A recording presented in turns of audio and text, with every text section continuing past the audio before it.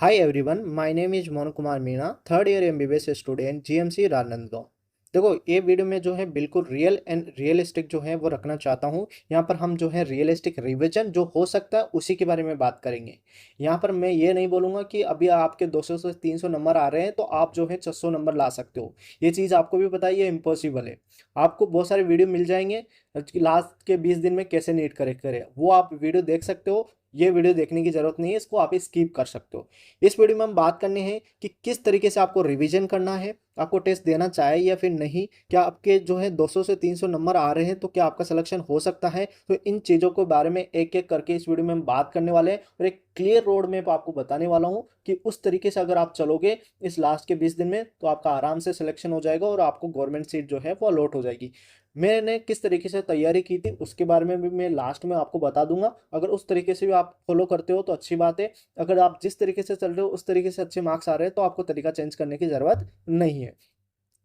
अब देखो यहाँ पर हम बात करते हैं कि हमारे पास अभी कितने दिन बचे हैं। हमारे पास केवल 20 दिन बचे हैं।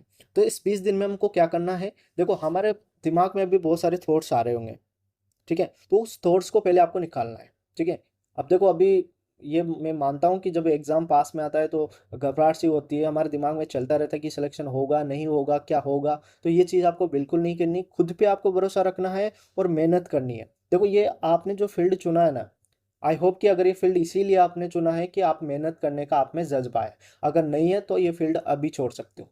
अगर मान लो आपने नीट अभी क्लियर कर भी ली कैसे भी करके कि अभी मेहनत कर लेता हूँ बाद में ऐसी ऐसे, तो ऐसा बिल्कुल भी नहीं है। देखो अभी आप जो मेहनत कर रहे हो उससे डबल मेहनत आपको एमबीबीएस में करनी पड़ेगी और ये रियल बात है। ठीक है, क्योंकि कोचिंग वाले बोलते हैं कि अभी आप नीट निकालो उसके बाद मजे ही मजे हैं, तो ये बिल्कुल नहीं है। आप जितनी मेहनत यहाँ कर रहे हो उसकी डबल मेहनत आपको एमबीबीएस में करनी पड़ेगी, फिर पीजी में भी आपको मेहनत करनी पड़ेगी। ये फील्ड ऐसा है जहाँ पर आपको लाइफ टाइम मेहनत करनी पड़ेगी। तो मेहनत करने का जज्बा है तभी आप मेहनत करो, नहीं है तो आप गिव अप कर सकते हो और फील्ड में आप जा सकते हो। तो ये बात आप याद रखना।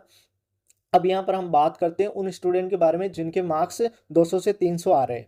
देखो ये स्टूडेंट क्या मिस्टेक करते हैं, ये टेस्ट और जो है क्वेश्चन को सोल्व करते हैं। अगर ऐसा आप कर रहे हो तो ये बहुत बड़ा ब्लेंडर है, ये चीज़ आप बिल्कुल मत करो। आपको अभी अपना सिलेबस करना है, जितनी बार हो सके उतनी बार आपको रिवीजन करना है। तो आपको कैसे क्या करना है वो यहाँ पर मैं बता देता हूँ। देखो हमारे पास 3 सब्जेक्ट है, बायोलॉजी केमिस्ट्री और फिजिक्स। सबसे पहले हम केमिस्ट्री के बारे में बात करते हैं, फिजिकल केमिस्ट्री के। फिजिकल केमिस्ट्री आपको कैसे पढ़नी है, पूरी एनसीईआरटी आपको रीड नहीं करनी है, उसमें से जो इंपॉर्टेंट कॉन्सेप्ट है वो आपको रीड करना है और जो फैक्ट है वो आपको रीड करना है। और फॉर्मूला सीट अगर आपके पास है तो अच्छी बात है, नहीं है तो आप टेलीग्राम चैनल पे जाओ, वहाँ से सर्च करो, वहाँ पे डाउनलोड करके आप जो है फॉर्मूला सीट ले सकते हो और उसको अपने रूम में चिपका दो। और उसके बाद आपको क्या करना है, न्यूमेरिकल करना है। न्यूमेरिकल का आपको ज़्यादा कुछ नहीं करना, कोई मॉडल वॉडल सोल्व नहीं करना, आपको बस पीवाईक्यू करने और मिनिमम 5 साल के तो आपको करने हैं। अगर आप हो सके तो ज़्यादा कर सकते हो, कोई दिक्कत नहीं है, बट 5 साल के आपको करना ही है पीवाईक्यू, ये बात ध्यान रखना। और एक बार नहीं करना, जितनी बार रिवीजन करना उतनी बार ही आपको पीवाईक्यू करना। और मैं अब जो है अपनी कम्युनिटी पोस्ट में जो है रोज़ डेली के जो है 10 पीवाईक्यू जो है वो वहाँ पर मैं शेयर करता हूँ, तो आप जो है वहाँ पर भी देख सकते हो कि कैसे कैसे आपको करना है। इसके बाद जो है ऑर्गेनिक केमिस्ट्री के बारे में बात करते हैं। तो ये आपको यहाँ पर कुछ नहीं करना है, एनसीईआरटी आपको पढ़नी है लाइन बाय लाइन। ठीक है, उसके बाद आप पीओक्यू सोल्व कर देना।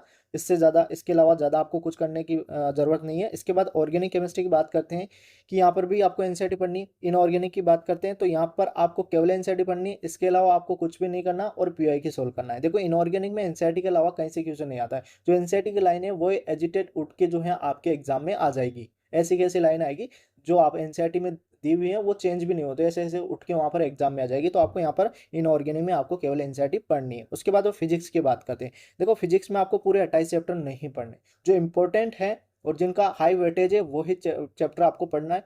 मैं उम्मीद करता हूँ आपके पास जो है वेटेज वाइज लिस्ट होगी, अगर नहीं है तो मेरे टेलीग्राम चैनल को ज्वाइन कर लो, वहाँ पर आपको लिस्ट मिल जाएगी। तो केवल यहाँ पर इंपॉर्टेंट टॉपिक्स पढ़ना है, जैसे मॉडर्न फिजिक्स होगी, सेमीकंडक्टर हो गए, तो ये चीज़ें आपको पहले करनी है जो इंपॉर्टेंट टॉपिक है। ओके, इसके बाद बात करते हैं बायोलॉजी की। देखो बायोलॉजी में आपको कंप्लीट बायोलॉजी पढ़नी है और एनसीईआरटी से पढ़नी है, लाइन बाय लाइन पढ़नी है और जितनी बार हो सके उतनी बार आपको रिवीजन करना है। यहाँ पर क्वेश्चन करने की जरूरत नहीं है अभी, फिर भी अगर आप करना चाहते हो तो पीआईक्यू कर सकते हो और मिनिमम 5 साल के करने हैं, ज़्यादा कर सकते हो अच्छी बात है। फिजिक्स में भी यही करना है, मतलब पीआईक्यू आपको करनी है। ठीक है, जो बताया उस तरीके से आप पढ़ना है और उसके बाद आपको पीआईक्यू करना है। इस इतना भी आप कर लोगे ना तो भी आपके अच्छे मार्क्स आ जाएंगे। ठीक है, अब देखो बायोलॉजी का एक चीज़ और बता दूँ, आपको अगर 5 दिन में बायोलॉजी खत्म करनी है तो एक चैनल है केवी एजुकेशन नाम से। इस चैनल पे जाके आप जो है इनकी पूरी बायोलॉजी सब्जेक्ट के जो है पूरे चैप्टर दिए हुए हैं और ये 5 से 10 मिनट में एक चैप्टर को करा देते हैं। तो आपको जल्दी से रिवीजन करना है तो इस चैनल पे जाके जो है बायोलॉजी का रिवीजन कर सकते हो। तो यहाँ से जाके आप बायोलॉजी का रिवीजन कर लेना। ये बात होगी उन स्टूडेंट की जिनके 200 से 300 मार्क्स आ रहे हैं, तो उनको क्या करना है और क्या नहीं करना। अब बात करते हैं कि जिन स्टूडेंट ने पूरा सिलेबस भी कर लिया, पूरे साल जो है अच्छे से पढ़ाई भी की है, बट अब उनके दिमाग में आ रहा है कि उनका सिलेक्शन होगा नहीं होगा, जिनके नंबर आ रहे हैं 550 से 600 के बीच में, तो वो स्टूडेंट क्या करे। देखो इन स्टूडेंट को कुछ नहीं करना है, इनको जो है टेस्ट तो देना है। एक वीक में कम से कम 3 टेस्ट आपको देने हैं और क्वेश्चन सोल्व करना है। जैसे क्वेश्चन सोल्व करोगे, आपको कोई जो टॉपिक लगता है उसमें वो आपको वीक है, वो आपका वीक है, तो उस टॉपिक से रिलेटेड आपको थोड़ी पढ़नी है। वन शॉट वाले जो है वीडियो आपको मिल जाएंगे यूट्यूब पे, वहां से जाके उसको क्लियर करो और फिर उससे रिलेटेड क्वेश्चन करो। और आपको भी पीवाई के करने हैं, 5 साल के तो करने हैं, अगर टाइम है तो आप 10 साल के भी कर सकते हो, बट 5 साल के आपको करना ही पड़ेगा। तो ये चीज़ आपको करनी है। अब बात कर देते हैं कि लास्ट के 20 दिन में, देखो कुछ बच्चे हैं कि मेरे पास मैसेज भी आते हैं, उनका रिवीजन हो गया कंप्लीट, उन्होंने रिवीजन भी कर लिया, और बट अब उनको ऐसा लग रहा है कि सर हमारा सिलेक्शन होगा नहीं होगा, लास्ट के 20 दिन में हम क्या करें, हमसे रिवीजन ही नहीं हो रहा, कितनी बार रिवीजन करना है, कितनी बार रिवीजन नहीं करना। देखो ज़्यादा आपको सोचना नहीं है, सिलेक्शन होगा नहीं होगा ये बात की बात है, जितना अपना बेस्ट दे सकते हो उतना दो, और जैसा आप कर सकते हो उतना करो। सिलेक्शन होगा नहीं होगा वो बात की बात है।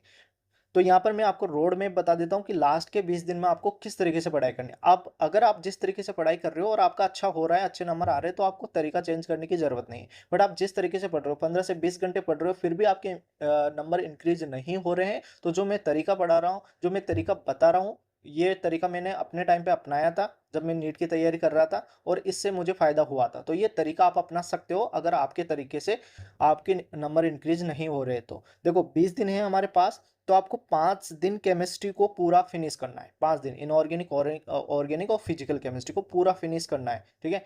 इसके अलावा आप बायोलॉजी फिजिक्स को नहीं देखोगे इन 5 दिन में। उसके बाद आपको क्या करना है, पीओआईक्यू करना है। जैसे 5 दिन में आपने कंप्लीट करनी है और उसके साथ साथ आपको पीओआईक्यू भी करनी है। उसके बाद 5 दिन में आपको बायोलॉजी खत्म करनी है पूरी, और उसके साथ पीओआईक्यू भी करनी है।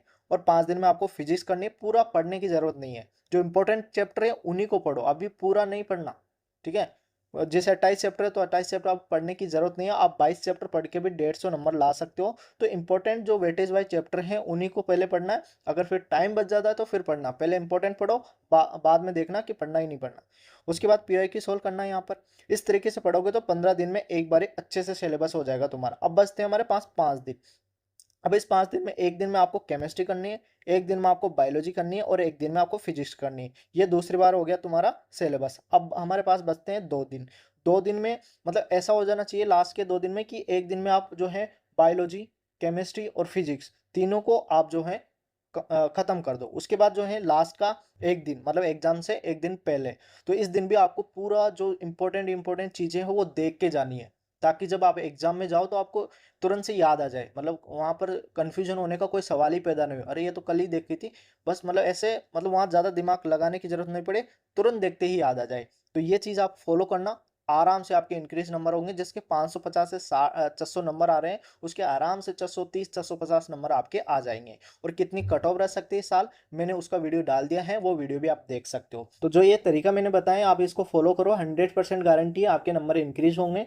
और आप बस मेहनत करो, दिमाग में कुछ भी गलत थॉट आ रहे हैं, गलत चीजें आ रही है तो उसको निकालो। आपको बस मेहनत करनी है, सिलेक्शन होगा नहीं होगा वो बात की बात है, और मेहनत करने का जज्बा है तभी आपने फील्ड चुना है। क्योंकि देखो अभी आपने मेहनत कर ली, वो सिलेक्शन हो गया, इसके बाद भी आपको मेहनत करनी है। एमबीबीएस में इससे डबल मेहनत करनी पड़ेगी। जब आप एमबीबीएस फर्स्ट ईयर में आओगे तब आपके पास 3 सब्जेक्ट होंगे, एनाटॉमी, फिजियोलॉजी और बायोकेमिस्ट्री, और एनाटॉमी की 4 वॉल्यूम में बीडी 84 के। तो देख लो आपको मतलब जो आप भी पढ़ रहे हो ना सिलेबस, इससे डबल सिलेबस आपके एमबीबीएस फर्स्ट ईयर में होगा। तो अगर मेहनत करने का जज्बा अभी आप में नहीं है तो आप गिव अप कर सकते हो, आप इस फील्ड से दूर जा सकते हो, अदर फील्ड चुन सकते हो। इस फील्ड में आपको मेहनत करनी पड़ेगी।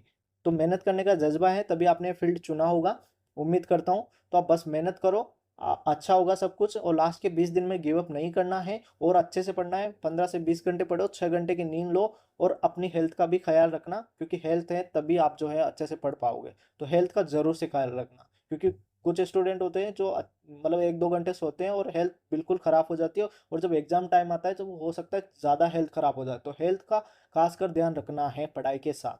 ओके, ऑल द बेस्ट, अच्छे से पढ़ाई करना। आज की वीडियो में यहाँ तक ही, मिलते हैं नेक्स्ट वीडियो में। जय श्री राम।